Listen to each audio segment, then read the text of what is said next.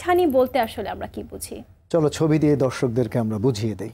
দেখো, প্রাচীনকালে গ্রিসের লোকেরা মনে করতো যে তাদের চোখের সামনে জলপ্রপাতের মতো কিছু একটা নেমে আসছে এবং তারা ঝাপসা দেখছে। আসলে বিজ্ঞান কি বলে আমরা পরের ছবিতে আমরা দেখব।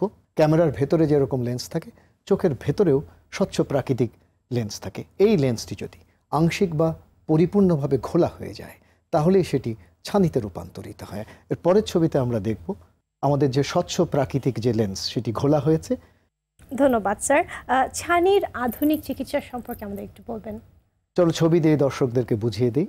চোখের ভেতরের ঘোলা লেন্সটিকে অপসারণ করে চোখের ভেতরে একটি কৃত্রিম লেন্স বসিয়ে দেয়া। পরের ছবিতে আমরা দেখব। ছবিতে লক্ষ্য করো ডান দিকে centurion vision system from Alcon USA এবং বাম দিকে লক্ষ্য করো হোয়াইট স্টার আইস সিগনেচার এলিপস ফেকো প্রযুক্তি from Johnson and Johnson USA. ওয়ার্ল্ডের এই দুটো ফেকো মেশিন আমরা আমাদের হাসপাতালে ব্যবহার করছি। 2 মিলিমিটার ছোট্ট একটা ছিদ্র করে ছানিটাকে মেশিনের মাধ্যমে টুকরো টুকরো করে ভেঙে গলিয়ে বের করে নিয়ে এসে চোখের ভেতরে আমরা লেন্স বসিয়ে দিই।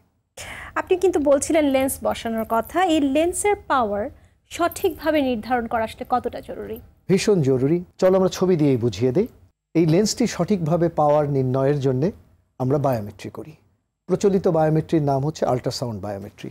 সবচেয়ে লেটেস্ট হচ্ছে অপটিক্যাল বায়োমেট্রি এবং সবচেয়ে লেটেস্ট যে সংস্করণ সেটি হচ্ছে swept source optical biometry IOL master 700 from Carl Zeiss, Germany. এটি হচ্ছে ওয়ার্ল্ডের সবচেয়ে বেস্ট অপটিক্যাল বায়োমেট্রি মেশিন, যেটা আমরা আমাদের হাসপাতালে ব্যবহার করছি।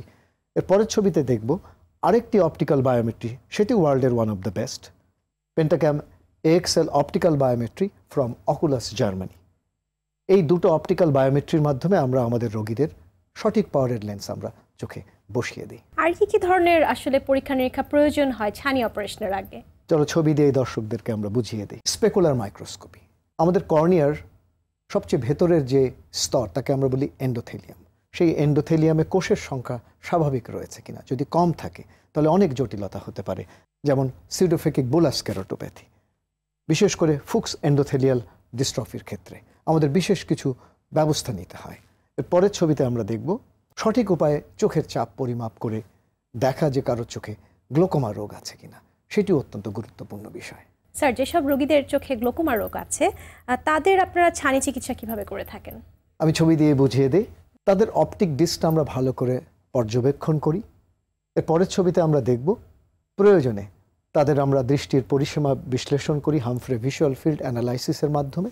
এর পরের ছবিতে আমরা দেখব অপটিক্যাল কোহেরেন্স টোমোগ্রাফির মাধ্যমে অপটিক নার্ভেট এবং রেটিনাল নার্ভ ফাইবার লেয়ার্সটা আমরা ভালো করে দেখে নিই। এর পরের ছবিতে আমরা দেখব গ্লোকোমা দু ধরনের রয়েছে, উন্মুক্ত কোণ বিশিষ্ট গ্লোকোমা এবং বন্ধ কোণ বিশিষ্ট গ্লোকোমা। এই দুটির পার্থক্য নির্ধারণের জন্য আমরা ওসিটি এবং ইউবিএম প্রযুক্তি ব্যবহার করি।